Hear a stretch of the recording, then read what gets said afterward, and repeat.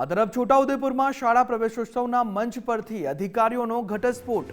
દારૂબંધીના કડક અમલ અંગે ઉચ્ચ અધિકારીઓએ સવાલ ઉઠાવ્યા છે। આદિવાસી વિસ્તારોમાં સવારથી જ દારૂ પીવાતો હોવાનો દાવો।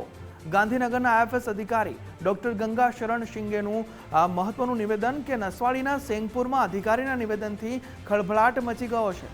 વાલીઓની દારૂની ખરાબ લત અંગે અધિકારીએ ચિંતા વ્યક્ત કરી। ચાની જગ્યાએ લોકો દારૂ પીવે છે, બાળકો કુપોષિત રહે છે। પિતા દારૂ પીવે તો તેમને પપ્પા નહીં કહેવા તેઓએ જણાવ્યું। બોર્ડર વિસ્તારના લોકો વહેલી સવારથી જ દારૂ પીવા લાગે છે। આ દારૂ પીવાથી શરીરના આંતરડાને નુકસાન થતું હોવાની ચેતવણી પણ આપી છે। સ્ટેજ પરથી બાળકોને અલગ અલગ તારવી કુપોષિત હોવાનું જાહેર કર્યું। અધિકારીના આવા વર્તનથી નિર્દોષ બાળકો ક્ષોભમાં મુકાઈ ગયા હતા। મંચ પરથી કરાયેલા નિવેદન બાદ સમગ્ર જિલ્લામાં ચર્ચાઓએ જોર પકડ્યું। ઘટનાથી રાજ્યમાં દારૂબંધીના અમલ સામે ફરી એકવાર પ્રશ્નાર્થ ચિહ્ન ઊભો થઈ ગયો છે, કેમ કે આ અધિકારી જ પોતે કહી રહ્યા છે કે સવારથી જ દારૂ પીવાય છે, ચાની જગ્યાએ લોકો દારૂ પીવે છે। તો ગુજરાતમાં તો દારૂબંધી છે, પરંતુ આ ઘટનાથી રાજ્યમાં દારૂબંધીના જે અમલ છે તેની સામે અનેક સવાલો ઉઠી રહ્યા છે। અધિકારી એક થઈને આવા વર્તન સામે નિર્દોષ બાળકો ત્યાં હાજર હતા તે ક્ષોભમાં મુકાઈ ગયા છે। ગાંધી જાણો ને સત્યાગ્રહ કરે છે, સત્યાગ્રહ જાણો ને ગાંધીજી કર્યા હતા। તમે લોકો આ સત્યાગ્રહ કરો, એમની પપ્પા બોલવાની નથી, ठीक है भाई। कौन सुधारेगा? बच्चों को अगर वो नहीं सुधार पा रहे हैं, उनका स्वास्थ्य नहीं देख पा रहे हैं, तो बच्चे उनको सुधारे फिर। पप्पा बोलवाना बंद करो एમને કે જ્યારે સુધી તમે છોડશો નહીં ત્યારે સુધી તમે મારા પપ્પા નહીં, ठीक है बेटा। जो कुपोषित है उनके पप्पा जरूर मावा खाते होंगे या दारू पीते होंगे।